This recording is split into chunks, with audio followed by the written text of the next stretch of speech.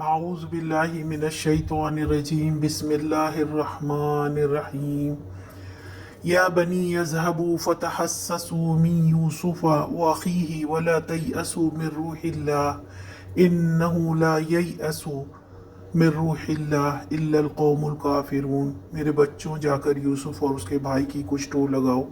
अल्लाह की रहमत से मायूस ना हो, उसकी रहमत से तो बस काफिर ही मायूस हुआ करते हैं।